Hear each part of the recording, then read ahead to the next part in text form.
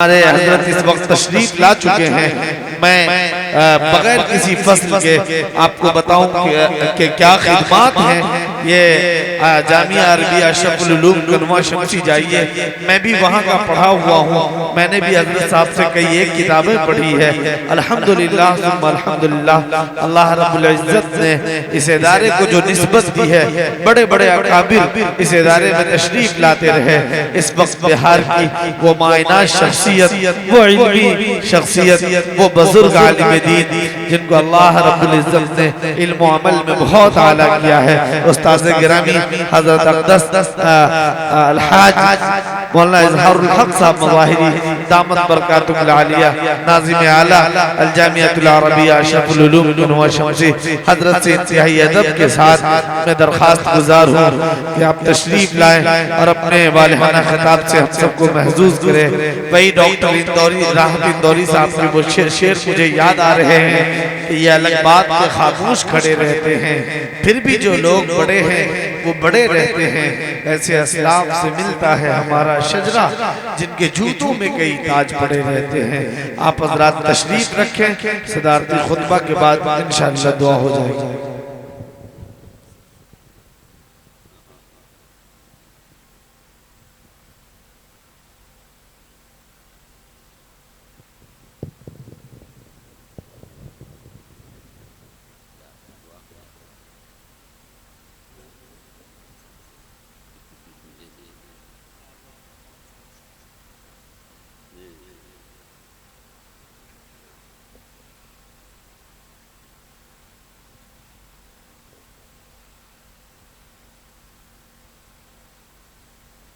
اللهم صل على سيدنا مولانا محمد النبي الأمي وعلى آله وأصحابه وبارك وسلم۔ الحمد لله كفى، والصلاة والسلام على نبيه الحبيب المصطفى، أما بعد فقد قال النبي صلى الله تعالى عليه وسلم: الدعاء مخ العبادة، او کما قال علیہ السلام۔ حضرات علماء کرام، میرے محترم بزرگوں، دوستو، رات کا آخری حصہ چل رہا ہے اور ماشاءاللہ اپنا یہ عظیم شان اجلاس بھی اب ختم ہونے کو ہے۔ دعا ہوگی، کوئی لمبی چوڑی بات اب نہیں ہوگی۔ دوستو اور بزرگوں، یہ اجلاس اور اس طرح کے ہمارے جو بھی دینی جلسے ہوتے ہیں، اس کا مقصد ایک تو یہ ہوتا ہے کہ ادارے کی خدمات کا تعارف ہو، کہ اس ادارے نے کس طرح دین کی خدمتیں کی ہیں ان کا تعارف ہو، تاکہ لوگوں میں بیداری آئے اور وہ دینی تعلیم کی طرف متوجہ ہوں اور اپنے بچوں کو دینی تعلیم سے نشناس کرائیں۔ عصری تعلیم ضروری ہے، لیکن دینی تعلیم جو ہے یہ ہمارا مقصد زندگی ہے۔ ایک ضرورت ہوتی ہے اور ایک مقصد ہوتا ہے۔ عصری تعلیم ہماری ضرورت ہے، ڈاکٹر کی ہمیں ضرورت ہے، انجینئر کی ضرورت ہے، اور وکیل کی ضرورت ہے، اور امین کی ضرورت ہے، یہ سب ہماری ضرورتیں ہیں۔ لیکن دینی تعلیم، قرآن حدیث کی اتنی تعلیم جسے ہم اللہ کو پہچانیں، اللہ کے محبوب حضور صلی اللہ علیہ وسلم کو پہچانیں، حلال حرام کو پہچانیں، ضروریات دین کا علم جتنے سے ہو، تو ضروریات دین کا علم جو ہے یہ فرض کے درجے میں ہے۔ جیسے نماز فرض ہے، روزہ فرض ہے، حج فرض ہے، ایسی اتنی تعلیم فرض ہے جسے ہم اللہ اس کے رسول صلی اللہ علیہ وسلم کو پہچانیں۔ یہ ہمارا مقصد ہے اور عصری تعلیم یہ ہماری ضرورت ہے، اور پھر یہ ضرورت ہماری اس زندگی کی، مرنے کے بعد پھر اس کی کوئی ضرورت نہیں ہوگی۔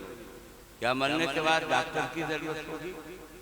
یا انجینئر کی ضرورت ہوگی یا وکیل اور جج اور امین کی ضرورت ہوگی؟ کوئی ضرورت نہیں ہوگی۔ مرنے کے بعد ہماری یہ ساری ضرورتیں ختم، اب ہمیں ضرورت پڑے گی اعمال کی۔ اللہ اس کے رسول جناب محمد رسول اللہ صلی اللہ علیہ وسلم کی اطاعت و فرمانبرداری جو ہم نے کی ہوگی، اور شریعت و سنت کا پاس و لحاظ رکھتے ہوئے جو ہم نے زندگی گزاری ہوگی، اللہ کے احکام کو جو ہم نے پورا کیا ہوگا، اللہ کے محبوب صلی اللہ علیہ وسلم کے طریقے پر کیا ہوگا، یہ سب کام دینے والی چیز۔ ماں باپ کے حقوق کو، بیوی بچے کے حق کو ہم نے ادا کیا ہوگا، بھائی بہن کے اور پڑوسیوں کے حق کو ادا کیا ہوگا، اور جو اچھا سلوک، اچھے اخلاق برتے ہوں گے، بس یہی ساری چیزیں آپ کام دیں۔ مرنے کے وقت سے لے کر کے اب ہمیشہ ہمیشہ جو زندگی ہوگی آخرت والی، اس کے اندر کام دینے والے یہی اعمال ہوں گے۔ تو دوستو اور بزرگو، یہ ہمارے مدارس چھوٹے ہوں کہ بڑے ہوں، جی ہمارے جو مدارس ہیں ان کا مقصد ہی یہ ہے کہ دینی تعلیم، عصری تعلیم کے ساتھ ساتھ جی دینی تعلیم کو مقصد بنا کر کے ہمارے یہ علماء پڑھاویں۔ قرآن پاک کا حفظ ہے یا نظرہ قرآن پاک ہے یا قرآن اور حدیث کی وہ اونچی سے اونچی یہ تعلیم ہے، یہ سب ہمارے یہ ان مدارس کے مقاصد میں سے۔ تو اجلاس کا مقصد یہ ہوتا ہے کہ ادارے کی خدمات کا تعلق، مدرسے کا تعلق تو ان بچوں کے ذریعے سے ہو جاتا ہے۔ جو بچے یہاں پڑھتے ہیں یہی بچے اس کا ترجمان ہوتے ہیں، اور پھل سے ہی درخت پہچانا جاتا ہے۔ پھل اچھا آتا ہے، درخت اچھا ہے، کارآمد ہے۔ ایسے ہی ہمارے ان مدارس کے جو یہ مدرسہ گویا ایک درخت ہے، پھلدار درخت ہے۔ اس کے جو پھل ہیں یہ بچے ہیں، ہمارے طلبہ ہیں، یہاں کے جو فیض یافتہ ہیں، یہ پھل ہیں اس کے، انہی سے اس ادارے کو پہچانا جائے گا۔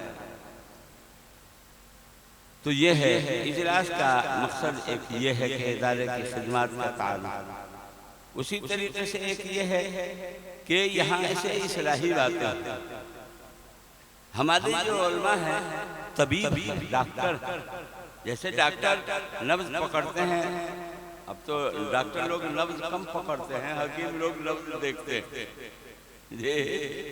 اب تو جانچ گھر کھل گیا ہے، وہاں سے پخانہ، پیشاب اور خون سب کا جانچ ہوا، اور وہاں سے جو ہے مرض کی تشخیص کرتے ہیں اور پھر دوا لکھتے ہیں۔ تو یہ ہمارے جو علماء ہیں، ہمارے جو خطبہ ہیں، یہ دراصل طبیب ہیں، ڈاکٹر ہیں۔ قوم کے اندر، امت کے اندر کیا بیماری، ان بیماریوں کی نشاندہی کر کے ان کا وہ علاج بتلاتے ہیں۔ نماز چھوڑنے کی بیماری ہے، روزہ چھوڑنے کی بیماری ہے، زکوٰۃ چھوڑنے کی بیماری ہے، حج چھوڑنے کی بیماری ہے، اور دوسرے کے حق کو مارنے کی بیماری ہے، اختلاف انتشار، جھگڑے اور رگڑے کرنے کی بیماری ہے، کیس مقدمہ بازی کی بیماری ہے۔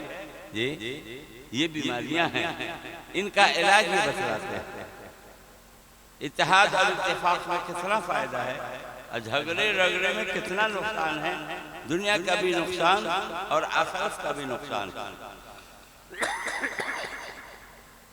تو یہ جو جلسے ہوتے ہیں، اس کا بڑا ایک مقصد یہ ہے کہ امت کے اندر جو بگاڑ ہے، امت کے اندر جو فساد ہے، ان بگاڑ کی اور ان فساد کی نشاندہی کر کے پھر اس کا علاج بتلایا جائے۔ لیکن ہوتا یہ ہے کہ جس وقت لوگ جگے ہوئے ہوتے ہیں، ہمارے بڑے بڑے علماء جن کا خطاب ان کے بیچ ہونا چاہیے، اور ان کی قیمتی اور ان کی بہت مفید باتیں اس بڑے مجمع میں ہونا چاہیے، وہ ہوتا نہیں۔ جی، اور ظاہر ہے کہ اچھا یہ سردی کا زمانہ ہے، کس طرح کرسیاں خالی۔ ابھی جو ہمارے مولانا کی تقریر ہوئی اور اس سے پہلے جو تقریریں ہوئی ہیں، یہ 12 بجے کے بعد جو ہے نا لوگ نڈھال ہو جاتے ہیں، وہ نیند پر کنٹرول کیسے کرے گا؟ تو نیند ایک طبعی چیز ہے، اسے آدمی مجبور ہو جاتا ہے، اونگنے پر اور جھونکے مارنے پر مجبور ہو جاتا ہے، وہ اپنے آپ پر کنٹرول کتنا کرے گا؟ شاہ لوگ چیخ چیخ کر کے کتنا جگائیں گے، شاہ لوگ چیخ چیخ کر کتنا جگائیں گے؟ جی یہ تھوڑی ترتیب اچھی رہتی ہے شروع ہی سے تو اچھا رہتا ہے۔ دیکھیے اپنے یہاں اجتماع ہوتا ہے، کتنی بشاشت سے لوگ سنتے ہیں، ایک بھی آدمی ہونے والا نہیں ملے گا۔ یہ مغرب بعد فوراً شروع ہوا اور عشاء کا مکروہ وقت نہ ہو اس سے پہلے پہلے جو ہے تو اجتماع ختم ہو گیا۔ مقصد رات، اب ظاہر ہے کہ ہم لوگ سمجھے کہ ایک ٹینٹ کا پیسہ وصول ہی نہیں ہوا، یہ جو مائک کی طرح مہنگا لیا گیا ہے اس کا پیسہ ہی نہیں وصول ہوا۔ اب پیسہ وصولنے میں رہیے گا کہ قوم کو فائدہ پہنچائیے۔ اس لیے ہمارے بڑے علماء کہتے ہیں کہ جلسہ کی بھی اصلاح کی ضرورت ہے۔ جلسہ قوم و ملت کی اصلاح کے لیے ہوتا ہے، لیکن خود جلسہ قابل اصلاح ہے کہ جلسہ میں بھی اصلاح لائی جائے اور اس کو مفید سے مفید تر بنایا جائے۔ ہم لوگوں کی یہ ہے کہ رات کا جو جلسہ ہوتا ہے بہت شوبھا دیتا ہے، بہت عمدہ لگتا ہے، لیکن دیکھا یہ گیا ہے کہ دن کا جو جلسہ ہوتا ہے وہ زیادہ مفید ہوتا ہے۔ دن کا جلسہ، دن کے جلسے میں اس طرح کی کیفیت نہیں ہوتی، اس طرح کی کیفیت نہیں ہوتی، تو جلسے کی اصلاح کی ضرورت ہے۔ تو بات دوسری طرف چلی گئی، دوستو اور بزرگوں، یہ جلسے اور اجلاس کانفرنس یعنی اس کے مقاصد ہیں۔ خاص طور پر مدرسے کے زیر سایہ جو اجلاس ہوتا ہے اس میں مدرسے کی خدمات کا تعلق ہوتا ہے، اور یہیں سے گویا امت کو ان کے مرض کے مطابق یہ دوا بانٹی جاتی ہے، دوائیں دی جاتی ہیں مرض کی تشخیص کر کے، اور گویا یہ ہمارے علماء، یہ ہمارے خطبہ، یہ آپ کو، قوم کو، امت کو دوائیں دیتے ہیں کہ یہ بیماری ہے، اس کا یہ علاج ہے۔ امت میں معاشرے کے اندر بہت ساری بیماریاں ہیں، بہت ساری بیماریاں ہیں، ان بیماریوں کا علاج یہاں سے بتلاتے ہیں دو لفظوں میں۔ اب دیکھیے سماج میں، خاص طور پر مسلمانوں کے معاشرے میں ایک بہت بڑی بیماری ہمارے یہاں سیتامڑھی میں بھی ہے، سیتامڑھی سے یہ جو ہے اپنا کیا کہتے ہیں اپنا یہ چمپارن، شیوہر، یہ سب ملا جلا ہے، یہاں بھی وہ خرابی ہوگی۔ سمو لون، جس کا ممبر خالی عورت ہی ہوتی اور بڑی تیزی سے ماں بہنیں اس کے اندر ملوث ہوتی جا رہی ہیں، یہ سموہ لون لے لے کر کے یہ بڑے برے حالات۔ کیا بات ہے صاحب، اس کا ممبر خالی عورت ہی ہوگی، مرد لوگ نہیں ہوں گے، دال میں ضرور کالا۔ النساء حبالۃ الشیاطین، عورتیں شیطان کا جال ہوتی، ماں بہنیں سن تو نہیں رہی ہوں گی، وہ تو سب بھاگ گئی ہوگی۔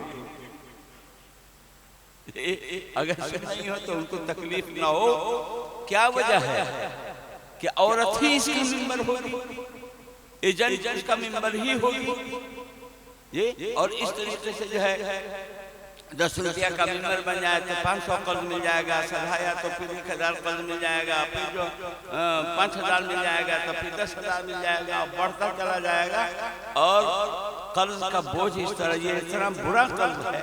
ایک تو یہ ہے کہ سودی لین دین، سود ویسے ہی نحوست، گھی کتے کو نہیں پچتا ہے، ایسے ہی سود مسلمان کو نہیں پچتا ہے، کسی اور کو پچ جائے، ہضم ہو جائے تو ہو جائے، کیونکہ اللہ نے فرمایا یمحق الربا ویربی الصدقات، اللہ سود کو مٹاتا ہے اور صدقہ خیرات کو بڑھاتا ہے، اس میں برکت دیتا ہے، اس میں برکت دیتا ہے، اور اس کے بہت برے حالات۔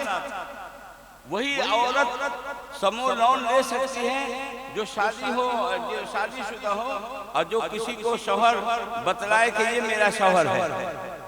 رمضان کے بعد کنھوا میں ہم لوگوں نے نوجوانوں کو اور کچھ لوگوں کو جمع کیا اور ان کے سامنے بات رکھی گئی تو عجیب عجیب کارگزاری آئی۔ ایک عورت 18 مردوں کو اپنا شوہر بتلا کر کے قرض دے دیے.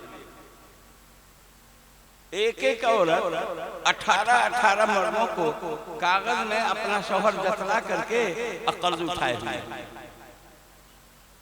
توبہ استغفر اللہ. عجیب حالات. جو عورت قرض نہیں چکا پاتی ہے اس کا ذمہ دار ہوتا ہے سمو لون کا، وہ اس کو بلاتا ہے اور اس کے ساتھ بدسلوکی کرتا ہے.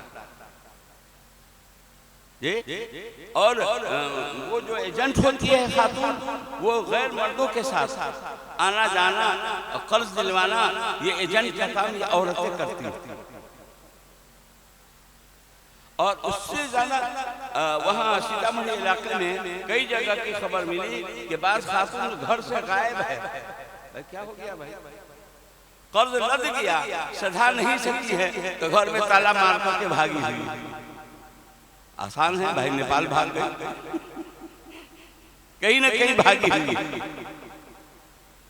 اور اس سے بھی گھناؤنا جو نہیں بولنا چاہیے، کہتے ہیں نقل کفر نباشد. کفر کو کوئی آدمی نقل کرے کہ یہ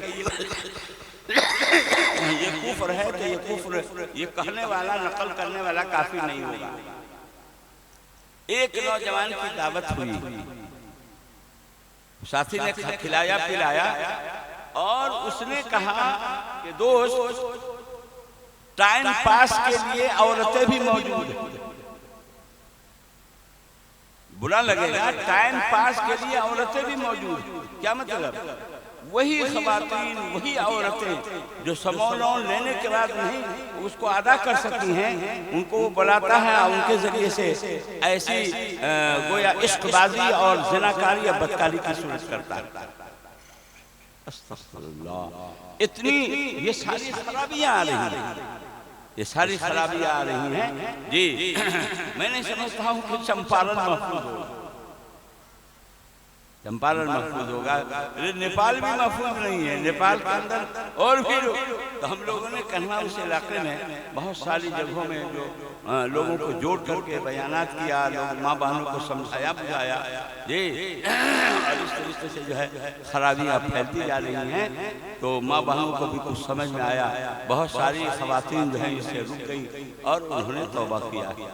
اس طرح کے حالات. تو میں یہ کہہ رہا تھا کہ سمپل امت مسلمہ کے معاشرے کے اندر جو یہ خرابیاں رائج ہیں، یہ خرابیاں، یہ بیماریاں ہیں، ان کا علاج ہمارے یہ علماء بتلائیں گے کہ یہ خرابی ہے، یہ بیماری ہے، اس کا یہ علاج.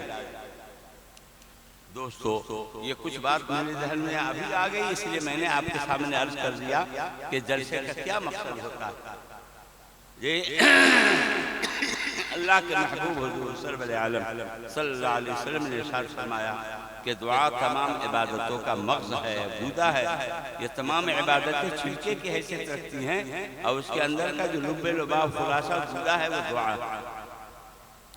چھلکے ایسا مطلب یہ نہیں ہے کہ عبادت کوئی فالتو ہیں. چھلکے آپ اتارتے ہیں، آپ پھینک دیتے ہیں، فالتو ہیں نہیں. چھلکے ضروری ہیں، بغیر چھلکے کے گودا نہیں پھلتا. آم کا گودا بغیر چھلکے کے پھل جاوے، اکیلے کا گودا بغیر کیلے کے چھلکے کے پھل جاوے نا. چھلکے ضروری ہیں، کمپلسری ضروری ہے. ایسی عبادتیں ضروری ہیں دعا کی قبولیت کے لیے. نماز ضروری ہے، روزہ ضروری ہے، زکوٰۃ جن پر فرض ہے زکوٰۃ ضروری ہے، حج جن پر فرض ہے حج ضروری ہے. یہ ضروری ہیں، بغیر ان کے دعا کے اندر قبولیت کی جان اور قبولیت کی شان نہیں پیدا ہوگا. چھلکے اچھے ہوتے ہیں تو اندر کا گودا بھی اچھا ہوتا ہے. چھلکے اگر سڑے ہوئے ہوں تو اندر کا گودا بھی سڑا ہوا ہوتا ہے. یہ ہمارے لیے آپ کی عبادتیں ہیں، یہ نماز روزہ، یہ عبادتیں جو یہ چھلکے ہیں، یہ اگر صحیح ہوں گی یہ عبادتیں تو دعا کے اندر بھی قبولیت کی جان اور شان ہوگی. جیسے چھلکے اچھے ہوتے ہیں تو اندر کا گودا بھی اچھا ہوتا ہے. اور اگر نمازوں میں، روزوں میں، عالی عبادتوں میں نقص ہوگا، عیب ہوگا، خرابی ہوگی تو پھر اس کے اندر کا جو گودا ہے یعنی دعا، اس کے اندر بھی نقص ہوگا، اس کے اندر بھی قبولیت کی شان اور جان نہیں ہوگی دعا ہوگا. تو یہ جو ہمارے اعمال ہیں یہ ضروری ہیں، یہ چھلکے ضروری ہیں۔ ایسے ہی ان اعمال کو اخلاص والا ہونا چاہیے۔ جب اخلاص والا ہوگا تب اس کے اندر جان ہوگی، اللہ کے یہاں وہ اعمال مقبول ہوں گے اور دعاؤں کے اندر قبولیت کی شان پیدا ہوگا۔ دعا کا وقت ہے، اس لیے یہ حدیث پڑھی گئی۔ اللہ پاک ہم سب کو کہنے سننے سے زیادہ عمل کی توفیق نصیب فرمائے۔ یہ اپنا مدرسہ اسلامیہ ماشاءاللہ انجمن مدرسہ اسلامیہ مشہور ہے، یہ ایک زمانے دراز سے ماشاءاللہ خدمت کرتا آ رہا ہے۔ پانچوں انگلی برابر نہیں ہوتی، کیا پانچوں انگلی برابر نہیں ہوتی ہے، سب مدرسے کے پوزیشن یکساں نہیں ہوتی ہے، مقصد ایک ہوتا ہے، قرآن حدیث کی تعلیم۔ یہ مقصد ایک ہوتا ہے، لیکن کہیں بچے زیادہ ہوتے ہیں، کہیں بچہ کم ہوتے ہیں، کہیں درجے اونچے ہوتے ہیں، کہیں درجے نہیں ہوتے ہیں، لیکن مقصد میں سب برابر ہے۔ کوئی مدرسہ خالی حفظ کو لے کر کے چلتا ہے، کوئی مدرسہ صرف دینیات کو لے کر کے چلتا ہے، کوئی مدرسہ صرف درجات عربی کو لے کر کے چلتا ہے۔ اپنے اپنے سوچ کے اعتبار سے اور اپنے اپنے بساط کے اعتبار سے وہ مدرسہ چلتے ہیں اور مدرسہ والے ان کو چلاتے ہیں۔ ماشاءاللہ اپنے ہاں ایک زمانے سے ہمارے یہاں ہمارے جو حضرت معطیب صاحب رحمۃ اللہ علیہ، اب اندازہ لگائیے کہ وہ 8-10 سال یہاں 8-9 سال یہاں حضرت رہے اور ان کے شاگرد سب انتقال کر گئے، اور ان کے اولاد ان کے وارثین ہیں جنہوں نے حضرت کو یہاں دیکھا۔ اس زمانے سے گویا یہ مدرسہ اپنا چل رہا ہے، اس زمانے سے یہ مدرسہ چل رہا ہے۔ حالات مدرسے پر اونچ نیچ آتے رہتے ہیں، مدرسے کا جو ذمہ دار ہوتا ہے اسی کی فکر اور اسی کا رنگ ڈھنگ مدرسے پر اور مدرسے کے اساتذہ پر ہوتا ہے۔ اگر ذمہ دار علم دوست ہوتا ہے کہ نا بھائی قرآن حدیث کی صحیح تعلیم ہونی چاہیے، تو اس میں اصلاح لا کر کے تعلیم کو مضبوط سے مضبوط بناتا ہے۔ اور کوئی ذمہ دار اگر اس طرح کے فکر کا نہیں ہوتا ہے تو پھر وہ بات نہیں ہوتی۔ جو ذمہ دار ہوتے ہیں ان کی فکر اور ان کی نیت اصل میں کام کرتی ہے۔ اگر ان کے علمی مزاج کا ہوتا ہے، علم دوست ہوتا ہے اور علم کو فروغ ہو، قرآن حدیث کی اچھی سے اچھی تعلیم ہو، یہ ذہن میں ہو، تو اساتذہ کو بھی اسی طرح گائیڈ کرتا ہے، ہدایت دیتا ہے اور اساتذہ کو اس طرح استعمال کر کے اور بڑی اچھی تعلیم دیتا ہے۔ یہ ہم لوگوں کے علم میں کئی مدرسے جو بورڈ کے ہیں، لیکن ایسی اچھی وہ تعلیم دیتے ہیں کہ نظامیہ بھی فیل، آزاد مدرسہ بھی فیل ہے۔ آزاد کا مطلب آپ کے ڈھاکہ کا آزاد نہیں،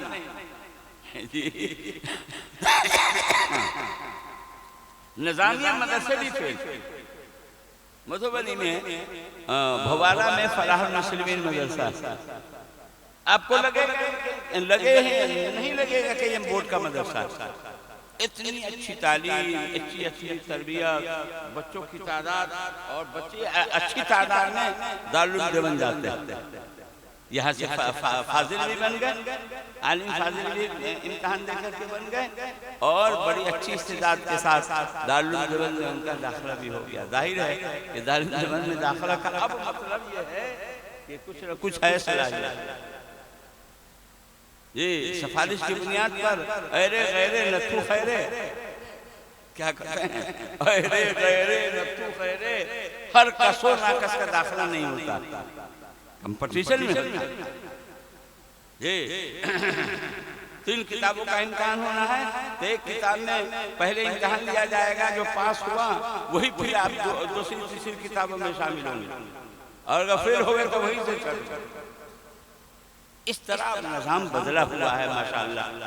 تو اس طریقے سے بڑی اچھی تعلیم ہوتی ہے اور بھی کئی مدرسے، تو اس لیے دوستو اور بزرگوں، اصلی تعلیم ہماری ضرورت ہے، بے شک اس کو لے کر کے چلنا ہے، اس کو نظر انداز نہیں کرنا ہے۔ اب ضرورت ہے ہمارے جو دارالعلوم دیوبند کے اور مظاہر علوم کے اور نظمہ کے جو فضلہ ہیں، حکومت کی نظر میں سب جاہل ہیں، جو میٹرک پاس ہے اور ایم اے بی اے پاس ہیں وہی ان کے یہاں پڑھے لکھے ہیں، چاہے چوری چماری سے ہو گئے ہوں جی، کسی کو برا نہ لگے کہ وہ چوری چماری سے ہو گئے ہو کہا کہتے ہیں ڈونیشن جی اس سے ہو گئے ہوں، لیکن پڑھے لکھے وہی یہ ہمارے جو علماء ہیں جی، یہ سب حکومت کی نظر یہ سب جائز، اصلی تعلیم کو تو بالکل نظر انداز نہیں کرنا ہے، اس کو لے کر کے چلنا ہے، لیکن جو ہمارا مقصد ہے دینی تعلیم، اس پر جو ہے ہمیں جمنا ہوگا، تب مدرسے کے جو مقاصد واقع میں جو ہے پورے ہوں گے، اور بانی مدرسہ کو اور تعاون دینے والوں کو سب کو بہت ہی اچھا اجر اور صلہ ملے گا، اور ان کے لیے اللہ کی طرف سے بڑے خیر کے فیصلے ہو جائیں گے۔ تو دوست اور بزرگوں، اپنا مدرسہ ظاہر ہے کہ آپ لوگوں کو اس سے تعلق ہے، والہانہ تعلق ہے، سب لوگ لگے ہوئے ہیں، جلسہ میں لگے ہوئے ہیں، بڑی اچھی بات ہے، یہ اتحاد ہے، یہ اتفاق ہے، یہی اتحاد اتفاق کا مظاہرہ محلوں میں بھی ہونا چاہیے، گاؤں میں بھی ہونا چاہیے، سب کا تعلق مدرسے سے ہے۔ یہ یہاں کے ہم لوگ سال میں 2-3 دفعہ آتے ہیں، حالات کو، بعض جگہ کے حالات کو دیکھ کر سن کر بڑی تکلیف ہوتی ہے، ایسے رگڑے جھگڑے، اللہ اکبر، تکلیف نہ ہو، گویا زمانے جاہلیت یاد آ جاتی ہے، زمانے جاہلیت کی یاد پیدا ہو جاتی ہے۔ معاف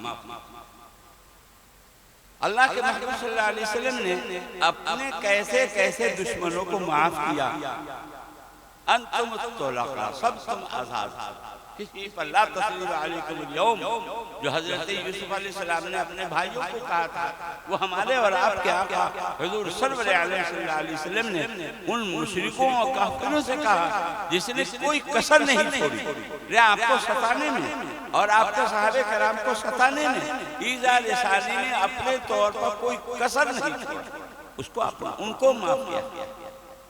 آج ہم اپنے بھائی کو معاف کرنے کے لیے تیار نہیں ہیں، یہ اپنے چچا کو اور چچا اپنے بھتیجے کو معاف کرنے کے لیے تیار نہیں ہیں۔ کیا ہمارا مزاج بن گیا؟ یہ اللہ کے محمد صلی اللہ علیہ وسلم نے بڑی اخلاق کی اونچی تعلیم دی، ایسی اونچی تعلیم کسی بھی مذہب دھرم میں نہیں، گارنٹڈ، فرمایا وَعَفُوَ عَمَّنْ ظَلَمَكَ، جو تم کو ستائے ظلم کرے اس کو معاف کرو، سلمن قطعک، جو رشتہ توڑے تم اس سے رشتہ جوڑو، وَأَحْسِنْ إِلَىٰ مَنْ أَسَاءَ إِلَيْكَ، جو تمہیں تکلیف پہنچائے جی تو بدسلوکی کرے تم اس کے ساتھ اچھا سلوک کرو۔ اتنی اونچی تعلیم جو 3 جملوں میں آپ نے دی ہے جی، ایسی اونچی تعلیم آپ کو کسی دھرم اور مذہب میں نہیں، لیکن ہم لوگ غافل ہیں، غلام ہیں آقا کے، مگر غلام کے فرمان کے مطابق ہماری آپ کی ہماری زندگی نہیں۔ اللہ پاک ہم سب پر رحم فرمائے جی، خاص طور پر ہمارے وہ بھائی جو جھگڑ رہے ہیں، مقدمہ بازی میں لگے ہوئے ہیں، ارے حد ہو جاتی ہے صاحب، چھوٹی چھوٹی چیزوں کو لے کر کے مرڈر تک ہو جاتا ہے۔ انسانی خون اتنی سستی چیز نہیں، دین اسلام میں کسی کا بھی خون رنگا نہیں جاتا جی، دین اسلام میں کسی کا خون رنگا نہیں جائے گا۔ قاتل اگر اقرار کرتا ہے یا قاتل کے لیے ثبوت ہو جاتا ہے تو اس سے قصاص لیا جائے گا جی، اور اگر دھوکے سے مر گیا ہے تب بھی دیت دینی پڑے گی، خون بہا یعنی اس کے جو خون کی قیمت ہے شریعت میں وہ دینی پڑے گی۔ چور چاچر میں جو ہے کوئی مرا ہوا پایا گیا اس کا بھی خون ضائع نہیں ہوگا۔ آبادی کے قریب کی آبادی کے لوگ ہیں، 50 آدمی سے قسم لی جائے گی، قسم کھاؤ اللہ کے قسم، نہ میں نے اس کو مرڈر کیا ہے نہ مرڈر کرنے والے کو جانتا ہوں، اور پھر ان آبادی والوں سے دیت لی جائے گی، قسامت اسی کا نام ہے، پھر ان سے خون بہا دے کر کے آزو بازو کے جو آبادی کے لوگ ہیں ان سب پر دیت بانٹی جائے گی اور لی جائے گی دیت۔ اسلام میں خون کبھی ضائع نہیں جاتا ہے، رائگاں نہیں جاتا، اور اس طرح سے حالات پیش آ رہے ہیں۔ اللہ فضل فرمائے، اللہ رحم فرمائے، اپنے اس مدرسے کی اللہ پاک حفاظت فرمائے۔ مدارس کو جو ہے اپنے اس مدرسے کے جو ہمارے بانی لوگ تھے جنہوں نے جس مقصد کے لیے اس مدرسے کی بنیاد ڈالی، اللہ اس مقصد کے اندر اعلیٰ درجے کی کامیابی نصیب فرمائے۔ ابھی جو کمیٹی ہے ہمارے اساتذہ ہیں، کمیٹی ہیں، سب سے کمیٹی کے جو احباب ہیں اور ان کے اندر جو سیکریٹری ہیں وہ تھوڑی فکر کریں اور تعلیم و تربیت کے عنوان سے اس میں زیادہ سے زیادہ اصلاح لانے کی فکر کریں۔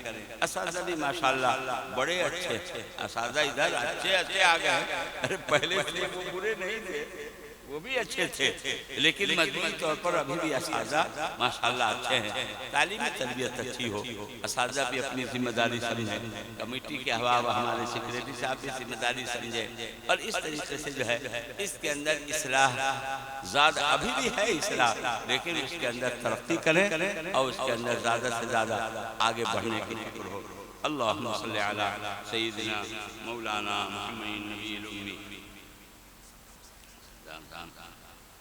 کئی ساتھی ہیں جن کے دعا کے لیے درخواست آئی ہے، ماں خطیب صاحب کے پاس بھی، اپنے ماں سجاد صاحب کے پاس بھی، یہ شمس الحق صاحب بیمار ہیں اور صدام حسین صاحب کی طبیعت خراب ہے جی، اور بھی ماں خطیب صاحب جی کئی آدمی کا نام بتلا رہے تھے کہ فلاں نے دعا کے لیے کہا ہے۔ اب اتنا تو ہم لوگوں کو نام یاد نہیں رہے گا، لیکن اتنا تو کہہ سکتے ہیں کہ جن بھائیوں نے دعا کے لیے لکھا ہے، کہا ہے، ان سب میں جو بیمار ہیں ان کو اللہ شفا دیں، اور جو وفات پا چکے اللہ ان کی مغفرت فرمائے۔ اللہم صلی علی سیدنا مولانا محمد النبی الأمی وعلی آلہ واصحابہ وبارک وسلم۔ اللہ لا الہ الا هو الحی القیوم الف لام میم اللہ لا الہ الا هو الحی القیوم وعنت الوجوہ للحی القیوم یا احد الصمد الذی لم یلد ولم یولد ولم یکن له کفوا احد۔ یا ربنا یا خالق انفسنا یا غایت رغبتنا ظلمنا انفسنا وان لم تغفر لنا وترحمنا لنكونن من الخاسرین۔ اللهم إنك عفو كريم تحب العفو فاعف عنا يا كريم۔ اللهم إنا نسألك العفو والعافية والمعافاة الدائمة في الدنيا والآخرة۔ اللهم حبب إلينا الإيمان وزينه في قلوبنا وكره إلينا الكفر والفسوق والعصيان۔ اللهم اجعلنا من الراشدين۔ اللهم توفنا مسلمين وأحينا مسلمين والحقنا بالصالحين غير خزايا ولا مفتونين۔ اللهم إنا نسألك علما نافعا وعملا متقبلا ورزقا طيبا واسعا وشفاء من كل داء۔ اللهم إنا نسألك من خير ما سألك منه نبيك سيدنا محمد صلى الله عليه وسلم، ونعوذ بك من شر ما استعاذ منه نبيك سيدنا محمد صلى الله عليه وسلم، وأنت المستعان وعليك البلاغ ولا حول ولا قوة إلا بالله۔ اے اللہ ہم سب کے گناہوں کو معاف فرما، چھوٹے بڑے سارے گناہوں سے درگزر فرما۔ اے اللہ ہم سب کے والدین کی مغفرت فرما، ہمارے اساتذہ مشائخ کی مغفرت فرما، ہمارے تلامذہ دوست احباب پیشوا اقربا کی مغفرت فرما، تمام مومنین تمام مومنات پوری امت کی مغفرت فرما۔ اے اللہ امت کے حال پر رحم و کرم فرما، پورے عالم کے تمام مسلمانوں کے جان مال دین عزت آبرو کی حفاظت فرما۔ اللہ تمام مدارس تمام مساجد تمام مکاتب تمام مقابر تمام خانقاہوں تمام ممالک اسلامیہ کی حفاظت فرما، حرمین شریفین کی یا بیت المقدس کی حفاظت فرما۔ اے اللہ قرآن پاک کی حفاظت فرما، اے اللہ اس کی حفاظت اور اشاعت کے لیے ہماری جانوں کو مالوں کو نسلوں کو قبول فرما۔ اے اللہ یہ اجلاس جو ہوا ہے اللہ اس کو بے انتہا قبول فرما۔ اے اللہ ہمارے علماء نے جو مفید باتیں کہی ہیں نصیحتیں کی ہیں ان سب پر ہم سب کو عمل کرنے کی ہمت و توفیق نصیب فرما۔ اے اللہ ہمارے بچے جن کی دستار بندی ہوئی ہے ان کو علم و عمل کی دولت سے نواز دے۔ اے اللہ ان کو دین کا خادم اور دین کا سپاہی بنا دے۔ اے اللہ اس مدرسے کو قبول فرما، اے اللہ اس کی خدمات کو قبول فرما، پڑھنے والے پڑھانے والے نظم و انتظام کرنے والے تعاون دینے دلوانے والے اے اللہ سب کو قبول فرما۔ اے اللہ ہم سب کے اندر اخلاص پیدا فرما، اے اللہ اخلاص کی دولت سے مالا مال فرما۔ اے اللہ فضل کا کرم کا رحم کا معاملہ فرما اے اللہ ہم نے جو پریشان حال ہیں ان کی پریشانیوں کو دور فرما اے اللہ جو بیمار ہیں انہیں شفا نصیب فرما اے اللہ خاص طور پر جن کی پرچیاں آئی ہیں جنہوں نے کہا ہے تقاضا کیا ہے اے اللہ ان میں جو بیمار ہیں ان کو صحت و عافیت نصیب فرما اے اللہ شفاء کاملہ عاجلہ مکملہ عطا فرما اے اللہ ہم میں سے جو برسر روزگار ہیں ان کی روزی میں برکت نصیب فرما اے اللہ جو بے روزگار ہیں ان کو حلال روزی سے نواز دے اے اللہ جو غلط مقدمات میں ماخوذ ہیں اے اللہ حق کے ساتھ ان کو بری فرما دے اے اللہ جو بے اولاد ہیں ان کو نیک اولاد نصیب فرما دے اے اللہ جن کی اولاد نافرمان ہیں ان کی اولاد کو فرما بردار فرما اے اللہ فضل کا کرم کا رحم کا معاملہ فرما جن بھائیوں نے دعا کے لیے لکھا ہے یا کہا ہے یا ان کا میرے اوپر حق ہے یا دعا کی امید رکھتے ہیں اللہ ان سب کو اپنے اپنے جائز مقاصد میں کامیابی نصیب فرما جہاں کہیں مسلمان مظلوم ہیں نہتے ہیں ستائے جا رہے ہیں اے اللہ ان کی بھرپور مدد فرما اے اللہ ان کی بھرپور مدد فرما اے اللہ خاص طور پر فلسطینی مسلمانوں کی مدد فرما اے اللہ بیچارے مظلوم ہیں ایک مدت سے مظلومانہ زندگی گزار رہے ہیں کیا بچے کیا بوڑھے کیا مرد کیا عورتیں سب شہید ہو رہے ہیں اے اللہ رحم فرما دے اے اللہ کرم فرما اے اللہ وہ یہاں کوئی بھی آپ کے امتحان اور آزمائش پر کھڑا نہیں کر سکتا اے اللہ ان کو آزمائش میں نہ ڈال فضل فرما اے اللہ آپ کو بڑے فضل فرمانے والے ہیں اے اللہ مظلوموں کی مدد فرمایا کرتے ہیں اے اللہ ان کی خصوصی مدد فرما اے اللہ ان کو دشمنوں کو زیر فرما ذلیل فرما رسوا فرما شکست خاص نصیب فرما اے اللہ ان کو شکست خاص نصیب فرما اللہم خذہم اخذ عزیز مقتدر اللہم خذہم اخذ عزیز مقتدر اللہم زلزل اقدامہم وشتت شملہم ومزق جمعہم وأہلکہم کما اہلک عادم و ثمود اے اللہ ہمیں تو مانگنا بھی نہیں آتا اے اللہ جو مانگا وہ بھی نصیب فرما اے اللہ جو ہم نہیں مانگ سکے ہیں ہمارے دلوں میں ہے آپ کو خوب جانتے ہیں ہمیں بھی پوری امت کو نصیب فرما خیر کے لائن سے جو دعائیں حضور پاک صلی اللہ علیہ وسلم نے مانگی ہم سب کو نصیب فرما جن شروع فتن سے حضور پاک صلی اللہ علیہ وسلم میں پناہ چاہیے اے اللہ ہم بھی پناہ چاہتے ہیں ہمیں بھی پوری امت کو پناہ نصیب فرما اپنی محبت نصیب فرما اپنے حبیب صلی اللہ علیہ وسلم کی سچی محبت نصیب فرما اے اللہ شریعت سنت والی زندگی نصیب فرما اے اللہ جب تک ہماری زندگی ہے ایمان اسلام پر قائم دائم فرما اے اللہ جب ہمارا آخری وقت ہو کمال ایمان کے ساتھ خاتمہ بالخیر فرما کمال ایمان کے ساتھ خاتمہ بالخیر فرما اے اللہ ہماری دعاؤں کو اپنے فضل و کرم سے حضور پاک صلی اللہ علیہ وسلم کی سب کو فضل میں قبول فرما ربنا تقبل منا انك انت السميع العليم وتب علينا انك انت التواب الرحيم وصلى الله تعالى على خير خلقه محمد واله وصحبه وذرياته واهل بيته اجمعين برحمتك يا